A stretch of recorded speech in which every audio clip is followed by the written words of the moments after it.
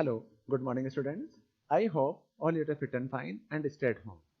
Yeah students, आज हम हमारा नया चैप्टर स्टार्ट करने वाले हैं that is a chapter number 4 Microsoft Excel. आपको ध्यान हो तो प्रीवियस क्लास के अंदर आपने चैप्टर नंबर 3 कंप्लीट किया था और चैप्टर नंबर 3 था माइक्रोसॉफ्ट वर्ड के रिगार्डिंग। बट हमारा जो चैप्टर नंबर 4 है उस चैप्टर को हम स्टार्ट करें, उस चैप्टर को स्टार्ट करने से पहले हम थोड़ा सा बेसिक ओवरव्यू देखना चाहते हैं। तो इस केस में हम ये जानते हैं कि हमने प्रीवियस क्लासेस में भी एक चीज़ पढ़ी है कि कंप्यूटर सिस्टम एक्चुअल में एक इलेक्ट्रॉनिक मशीन है, ठीक है। और इस इलेक्ट्रॉनिक मशीन का यूज हम जब करते हैं तो इस कंप्यूटर सिस्टम को बनाने के लिए हम बेसिकली 2 पार्ट्स का यूज करते हैं। जिन 2 पार्ट में पहला जो पार्ट होता है उसे हम कहते हैं हार्डवेयर और सेकंड पार्ट होता है उसे हम कहते हैं सॉफ्टवेयर। तो हमने देखा था कि हार्डवेयर सिस्टम के एक ऐसे कंपोनेंट होते हैं, ऐसे फिजिकल कंपोनेंट्स होते हैं जिन्हें हम टच कर सकते हैं, देख सकते हैं, यूज में ले सकते हैं, एक्सेस कर सकते हैं। तो सिस्टम के उन्हीं फिजिकल कंपोनेंट्स को हम कहते हैं हार्डवेयर। लेकिन उन्हीं हार्डवेयर कंपोनेंट को ऑपरेट करने के लिए जो प्रोग्राम्स हम उस मशीन के अंदर इंस्टॉल करते हैं, जो प्रोग्राम्स में लोड करते हैं जिससे उस हार्डवेयर कंपोनेंट को ऑपरेट किया जाए या रन किया जाए, तो उन प्रोग्राम्स को हम कहते हैं सॉफ्टवेयर। देन हम ये जानते हैं, हमने पढ़ा भी है कि सॉफ्टवेयर बेसिक 2 टाइप के होते हैं, जिनमें से पहला सॉफ्टवेयर होता है उसे हम कहते हैं सिस्टम सॉफ्टवेयर और सेकंड नंबर जो सॉफ्टवेयर आता है उसे हम कहते हैं एप्लीकेशन सॉफ्टवेयर। तो सिस्टम सॉफ्टवेयर का मतलब होता है कि ऐसे सॉफ्टवेयर जो यूजर अपनी रिक्वायरमेंट के अकॉर्डिंग ऐसे सॉफ्टवेयर जो यूजर एंड मशीन के बीच में एक इंटरफेस प्रोवाइड करते हैं कि अगर कोई यूजर किसी मशीन को ऑपरेट करना चाहता है तो इस मशीन को ऑपरेट करने के लिए सबसे पहले हमें अपने सिस्टम के अंदर ऑपरेटिंग सिस्टम, जिसे हम सिस्टम सॉफ्टवेयर कहते हैं, जो पूरे सिस्टम को मैनेज करता है, उस सॉफ्टवेयर को इंस्टॉल किया जाता है। तो ऑपरेटिंग सिस्टम इंस्टॉल होने के बाद अगर हम उस सॉफ्टवेयर के अंदर, सिस्टम सॉफ्टवेयर के अंदर अपने रिक्वायरमेंट के अकॉर्डिंग का प्रोग्राम इंस्टॉल करना चाहते हैं जिससे रिक्वायरमेंट फुलफिल होने पर वापस यूज में लिया जाए या एक्सेस किया जाए और अनइंस्टॉल भी किया जा सके, तो उसी प्रोग्राम को हम कहते हैं एप्लीकेशन सॉफ्टवेयर। बट इसी एप्लीकेशन सॉफ्टवेयर में एक इंपॉर्टेंट जो सॉफ्टवेयर यूज में आता है उस सॉफ्टवेयर को हम कहते हैं माइक्रोसॉफ्ट ऑफिस। तो हमने प्रीवियस क्लासेस के अंदर देखा है कि माइक्रोसॉफ्ट ऑफिस एक्चुअल में एक ऐसा मेन सॉफ्टवेयर होता है जो सॉफ्टवेयर हर कंपनी, हर स्कूल, कॉलेज एक्सेट्रा हर लोकेशन पे यूज में लिया जाता है। अब इसी भी यहाँ पर जब आप एमएस ऑफिस को यूज करते हैं तो एमएस ऑफिस को यूज कैसे करते हैं, उसे एक्सेस कैसे करते हैं। तो एमएस ऑफिस को यूज करने के लिए आप स्टार्ट पे जाएंगे, स्टार्ट पे जाने के बाद ऑल प्रोग्राम पे जाएंगे, ऑल प्रोग्राम पे जाने के बाद आप यहाँ से माइक्रोसॉफ्ट ऑफिस को ऑन करेंगे। जैसे आप माइक्रोसॉफ्ट ऑफिस को ऑन करेंगे तो एमएस ऑफिस के अंदर इनबिल्ट बने हुए कई सारे पैकेजेस यूज में आते हैं। उन्हीं पैकेज के अंदर Word, Excel, PowerPoint, MS Access, Outlook, InfoPath etcetera use में आता है। लेकिन उनमें से हमें जो प्रोग्राम यूज करना है, जो चैप्टर में रीड आउट करना है, that is a Microsoft Excel. तो जैसे ही आप एमएस एक्सेल पे क्लिक करेंगे तो क्लिक करने के बाद बाय डिफॉल्ट एमएस एक्सेल आपके सामने ओपन हो जाएगा। लेकिन एमएस एक्सेल क्या होता है, इस चीज को समझने से पहले आपको ध्यान हो तो प्रीवियस चैप्टर के अंदर हमने माइक्रोसॉफ्ट वर्ड के बारे में देखा था या एमएस ऑफिस के बारे में देखा है। तो हम ये जानते हैं कि माइक्रोसॉफ्ट ऑफिस एक्चुअल में एक ऐसा प्रोग्राम है जो हमेशा यूजर के लिए कोई रिक्वायरमेंट फुलफिल करने के लिए यूज में लिया जाता है। कि इट मीन्स कि अगर हम किसी भी टास्क को कंप्लीट करना चाहते हैं, कोई स्कूल, कॉलेज, ऑफिस वगैरह में कोई भी वर्किंग करना चाहते हैं, तो उस तरह के वर्क को कंप्लीट करने के लिए हम माइक्रोसॉफ्ट ऑफिस का यूज करते हैं। जब हम एमएस ऑफिस को यूज करते हैं तो इस ऑफिस के अंदर कई सारे प्रोग्राम्स यूज में आते हैं, जिन उन प्रोग्राम्स में से सबसे इंपॉर्टेंटली जो प्रोग्राम यूज में आते हैं उनमें वर्ड, एक्सेल और पावर पॉइंट का यूज होता है। तो सबसे पहला जो पार्ट हमने चैप्टर 3 देखा था, उस चैप्टर का मीनिंग था माइक्रोसॉफ्ट वर्ड। तो एमएस वर्ड का यूज हम जानते हैं कि माइक्रोसॉफ्ट वर्ड एक्चुअल में एक ऐसा प्रोग्राम होता है जो किसी भी डॉक्यूमेंट को बनाने के लिए यूज में लिया जाता है, जिसके थ्रू हम कोई एप्लीकेशन, कोई लेटर, कोई भी पैराग्राफ या कोई भी नोट्स वगैरह बना सकते हैं और कोई डॉक्यूमेंट क्रिएट कर सकते हैं। तो उसके लिए माइक्रोसॉफ्ट वर्ड का यूज करते हैं। लेकिन एमएस वर्ड के बाद सेकंड सबसे इंपॉर्टेंट एमएस ऑफिस का सबसे यूजेबल जो पार्ट होता है, उस पार्ट को हम कहते हैं माइक्रोसॉफ्ट एक्सेल या फिर उसे कहते हैं स्प्रेडशीट। तो सबसे पहले केस में एमएस ऑफिस के अंदर एमएस एक्सेल होता क्या है। तो एमएस एक्सेल का मतलब ये होता है कि एमएस एक्सेल एक्चुअल में एक ऐसा प्लेटफॉर्म होता है जिसके थ्रू हम कोई मैथमेटिकल टाइप की वर्किंग कर सकते हैं या किसी टेबुलर फॉर्मेट में किसी भी टास्क को कंप्लीट करने के लिए हम माइक्रोसॉफ्ट एक्सेल का यूज करते हैं। कि जब एमएस वर्ड का यूज करते हैं तो उसमें हम डॉक्यूमेंट बनाते हैं, लेकिन एमएस एक्सेल के थ्रू हम कोई टेबुलर फॉर्मेट में वर्किंग कर सकते हैं, कोई शीट बना सकते हैं, कोई बैलेंस शीट बना सकते हैं, कोई मार्कशीट बना सकते हैं, या हमें कोई भी मैथमेटिकल फॉर्मेट में या टेबुलर फॉर्मेट में किसी भी इंफॉर्मेशन को मेंटेन करना है या कैलकुलेशंस करनी है। तो कैलकुलेशन करने के लिए हम जिस प्लेटफॉर्म या जिस टूल का यूज करते हैं उस टूल को हम कहते हैं माइक्रोसॉफ्ट एक्सेल। जब आप एमएस एक्सेल को ऑन करेंगे तो ऑन करने के बाद आपके सामने एमएस एक्सेल का ये वाला इंटरफेस ओपन हो जाएगा। इस इंटरफेस के अंदर जनरल बेस पर अगर रिक्वायरमेंट देखी जाए तो ये टाइटल बार हो गई, ये मेन्यू बार। जैसे से हमने ओपन किया तो ओपन करने के बाद सबसे पहले जो बार आपके सामने दिखाई दे रही है उस बार को हम कहते हैं टाइटल बार। टाइटल बार के बाद menu bar, then standard tool bar, और इसके बाद नीचे आ रही है स्टेटस बार। बट इसमें जो चेंजेबल बार है वो चेंजेबल बार हमारे सामने एक बार हमारे सामने एक्स्ट्रा आ रही है, उस बार को हम कहते हैं यहाँ पर फॉर्मूला बार। तो इस फॉर्मूला बार का मतलब ये होता है कि बेसिकली जब हम एक्सेल के अंदर वर्किंग करते हैं तो जितनी भी कैलकुलेशंस करते हैं या जितना भी डेटा हम इसके अंदर स्टोर करते हैं तो वो सारी इन्फॉर्मेशन हमारी यहाँ पर इस सेल में स्टोर होती है। लेकिन जब इस सेल में हम डेटा पर स्टोर करते हैं तो इस सेल में जो कुछ भी टाइप करते हैं तो उसका रिकॉर्ड हमारा यहाँ जो स्टोर होता है उस बार को हम कहते हैं फॉर्मूला बार। अब जब आप एक्सेल को ऑन करेंगे तो एमएस वर्ड के अंदर जब किसी फाइल को सेव करते हैं तो आपका डॉक्यूमेंट सेव होता है। लेकिन एमएस एक्सेल के अंदर जब किसी फाइल को आप सेव करते हैं तो फाइल को सेव करने के बाद आपके पास जो फाइल बनेगी उस फाइल को हम कहते हैं वर्कबुक। तो जब एमएस एक्सेल को सेव किया जाएगा तो सेव करने पर इसकी जो फाइल सेव होगी वो फाइल हमारी वर्कबुक में सेव होगी। इट मींस ये जो इंटरफेस आपके सामने आ रहा है, पूरा इंटरफेस आपके सामने आ रहा है, इस इंटरफेस को हम कहते हैं वर्कबुक। अब इसी वर्कबुक के अंदर ये जो पूरा एरिया आपके सामने शो हो रहा है इस एरिया को हम कहते हैं शीट। इसके बाद बाय डिफॉल्ट जब एमएस एक्सेल को ऑन करेंगे तो यहाँ पर आपके सामने 1, 2 एंड 3 बाय डिफॉल्ट 3 शीट्स आएंगी। इनके अलावा आप चाहें तो इसमें और शीट भी ऐड कर सकते हैं। अगर आपको कोई नई शीट ऐड करनी है तो नई शीट ऐड करने के लिए आप यहाँ पर जाके क्लिक करेंगे तो आपके सामने जितनी भी शीट्स आप ऐड करना चाहते हैं वैसे आप इसके अंदर शीट ऐड कर सकते हैं। इसी शीट को ऐड करने के बाद यहाँ पर ये जो बार आपके सामने आ रही है इस बार को हम कहते हैं रो। ये जो एरिया आपको सामने आ रहा है इस एरिया को हम कहते हैं कॉलम। और इस रो एंड कॉलम को मिलाकर जहां पर हम डेटा को टाइप कर रहे हैं या जहां हम डेटा स्टोर कर रहे हैं तो इस पर्टिकुलर एरिया को हम कहते हैं सेल। तो ये जो हॉरिजॉन्टल पार्ट आपके सामने आ रहा है दैट इज ए रो, ये जो पार्ट आपके सामने आ रहा है दैट इज ए कॉलम, और ये जो एरिया आपके सामने आ रहा है इसे हम कहते हैं सेल। अब बेटा इसी चीज को समझने के लिए कि आज हमारे चैप्टर के अंदर सबसे पहला सेक्शन आ रहा है using the autosum in cell. कि हमने प्रीवियस क्लासेस के अंदर देखा है कि एक्सेल का यूज हम कैसे करते हैं, एक्सेल के ऑप्शंस कैसे यूज में आते हैं, कैसे हम वर्ड रैप ऑप्शंस ये सारे यूज में कर ले सकते हैं। लेकिन अभी हमारा जो सिलेबस है उस सिलेबस के अंदर हमारा पहला क्वेश्चन आ रहा है कि हम एमएस एक्सेल के अंदर जब कोई मैथमेटिकल वर्किंग करते हैं तो मैथमेटिकल वर्किंग करने के लिए हम फॉर्मूलाज कैसे लगाते हैं, क्या फॉर्मूला को हम कैसे अप्लाई कर सकते हैं और कैलकुलेशन कैसे कर सकते हैं। तो इसी कैलकुलेशन को समझने के लिए हम कैलकुलेशन करना चाहते हैं। तो कैलकुलेशन को यूज करने के लिए सबसे पहले हम यहाँ पे छोटी सी एक टेबल बना रहे हैं और उस टेबल के अंदर हम फॉर्मूला को कैसे अप्लाई करते हैं, कैसे उन्हें यूज में लेते हैं, उस चीज को समझते हैं।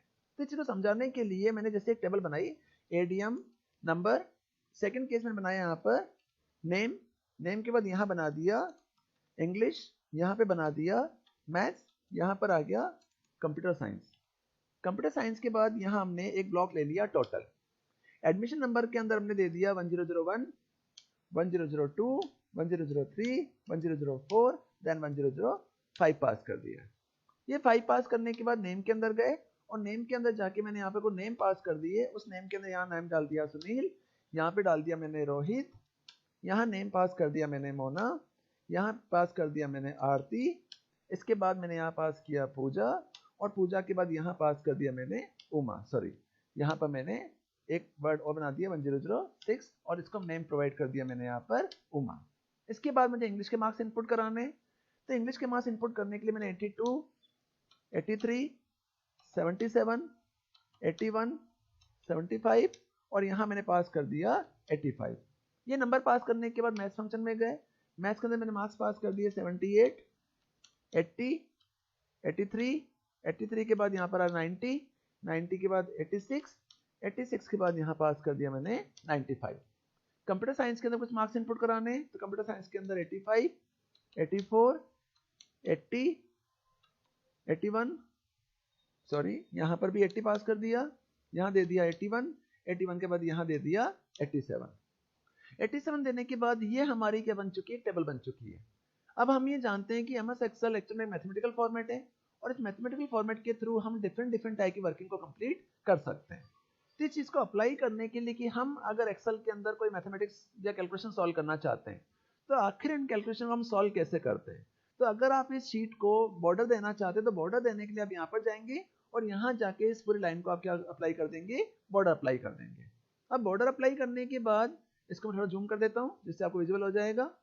अब बेटा हमने यहाँ पर एमएस एक्सेल के अंदर एक ब्लॉक बनाया और इस ब्लॉक के अंदर हमने यहाँ पे क्या किया कि हमें एक टेबल बनानी है, जिस टेबल के अंदर हमने यहाँ पर एडमिशन नंबर नेम और यहाँ 3 सब्जेक्ट के मार्क्स इनपुट करा दिए।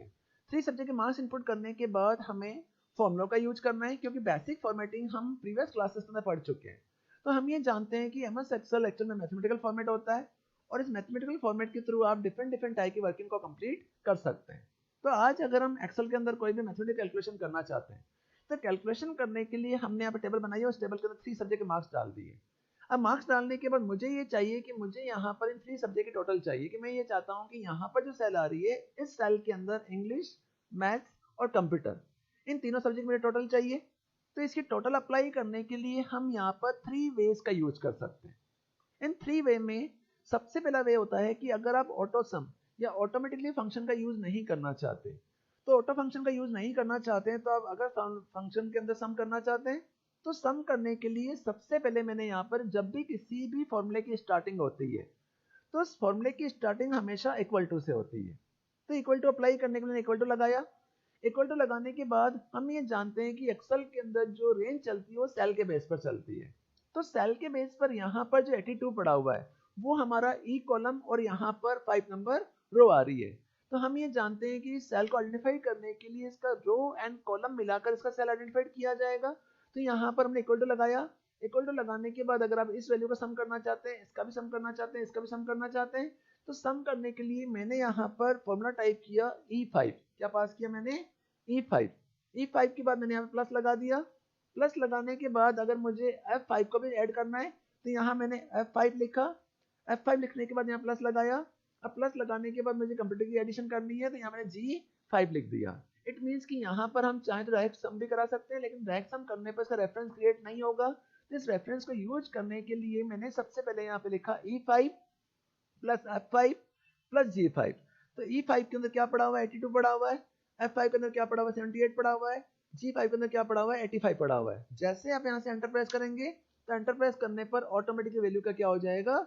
सम हो जाएगा। तो ये पहला तरीका होता है, अगर आप वैल्यू को सम करना चाहते हैं तो इस तरह से आप एडिशन को यूज में ले सकते हैं। अब हम चाहते हैं सभी में सम फॉर्मूला अप्लाई करना है, तो एक बार फॉर्मूला अप्लाई करने के बाद यहाँ से आप ड्रैग एंड ड्रॉप भी कर सकते हैं, या हम वापस से देखते हैं इसको सम कैसे कराते हैं। तो हमें इन वैल्यू का सम भी करना है, तो इन वैल्यू को सम करने के लिए हमने इक्वल टू प्रेस किया। सबसे पहले क्या लगाएंगे? इक्वल टू प्रेस करेंगे। इक्वल टू प्रेस करने के बाद हमने यहाँ से रेफरेंस ले लिया E6, प्लस लगाया। प्लस लगाने के बाद यहाँ से F6, देन प्लस लगाया। इसके बाद मैंने यहाँ पे G6। जैसे ही सारे फॉर्मूले आ गए और यहाँ से एंटर प्रेस कर दो, जैसे एंटर प्रेस करोगे उस वैल्यू का क्या हो जाएगा? सम हो जाएगा।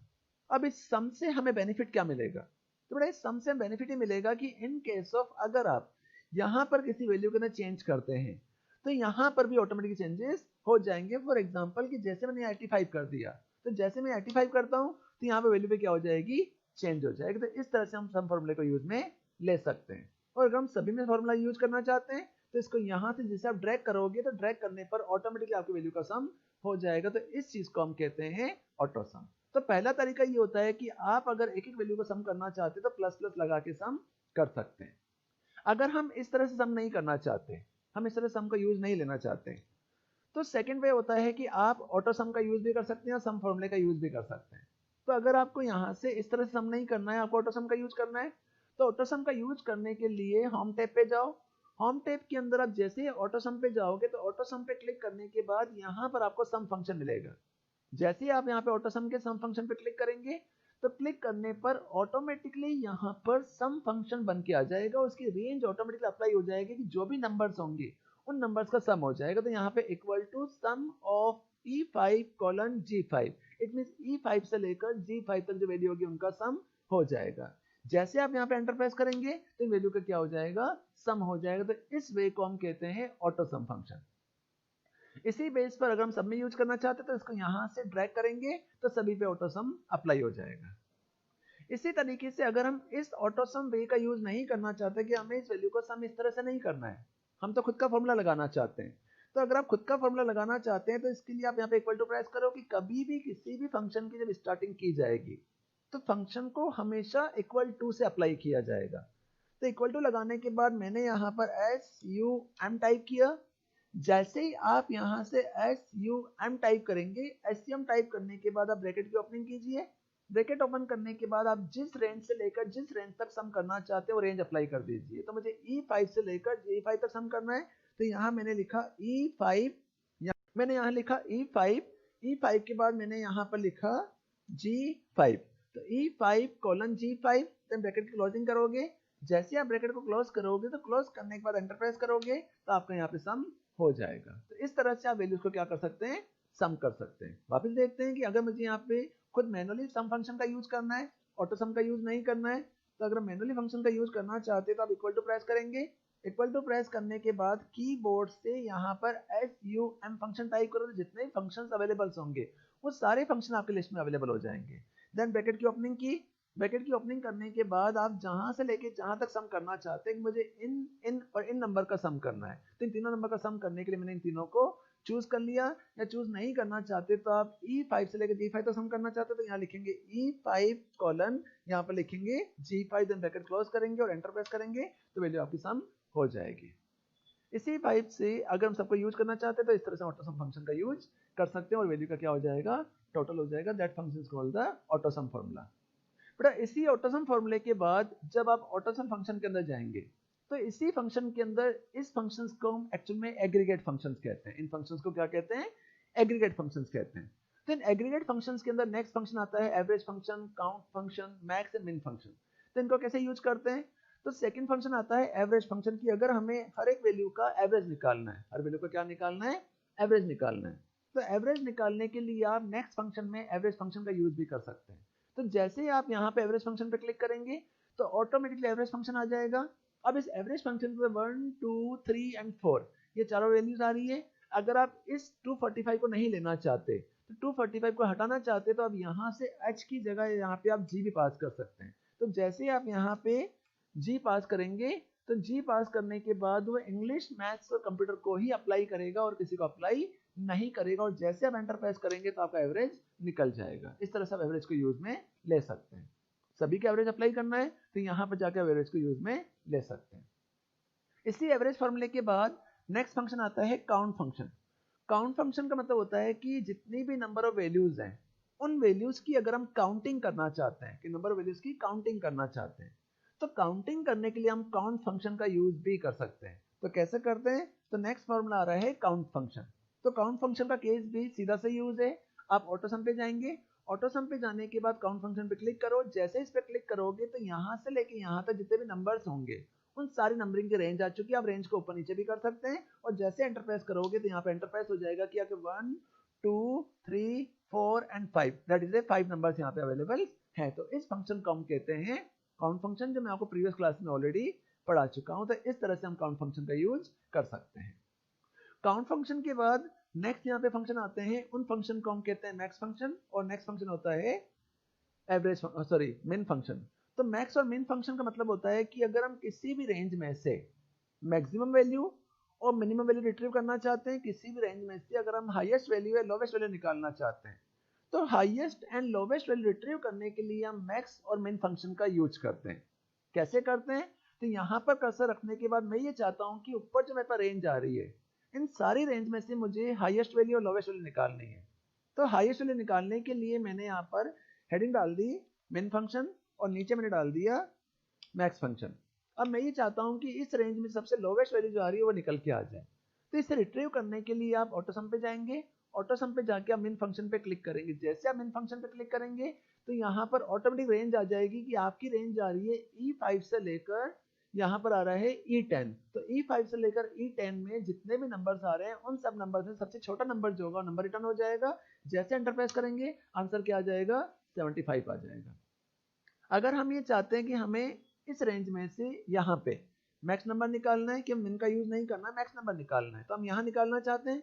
तो मैक्स नंबर रिट्रीव करने के लिए ऑटो सम पे गए, ऑटो सम पे जाके जैसे मैक्स फंक्शन पे क्लिक करेंगे, जैसे मैक्स फंक्शन पे क्लिक करेंगे तो क्लिक करने के बाद यहाँ पर रेंज आ जाएगी और जैसे आप एंटर प्रेस करेंगे तो मैक्स नंबर निकल के आ जाएगा। तो इस तरह से हम मिन और मैक्स फंक्शन का यूज भी कर सकते हैं और इसी चीज को हम कहते हैं ऑटो सम। और ऑटो सम के अंदर कौन कौन से फंक्शंस होते हैं, जिनमें एवरेज, मिन, मैक्स, एवरेज, इस तरह से फंक्शन का यूज किया जाता है। अब बेटा इनमें मेन जो चीज ध्यान रखनी है कि हमेशा जब भी किसी फॉर्मूले या किसी फंक्शन को आप यूज करेंगे तो किसी भी फॉर्मूले या फंक्शन को यूज करने से पहले आपको हमेशा उस फंक्शन के अंदर इक्वल टू सिंबल का यूज करना है, क्योंकि अगर आप इक्वल टू सिंबल नहीं लगाएंगे तो कभी फंक्शन यूज में नहीं आएगा। ठीक है, फंक्शन अप्लाई नहीं होगा। फॉर एग्जाम्पल कि जैसे मैंने अभी यहाँ पर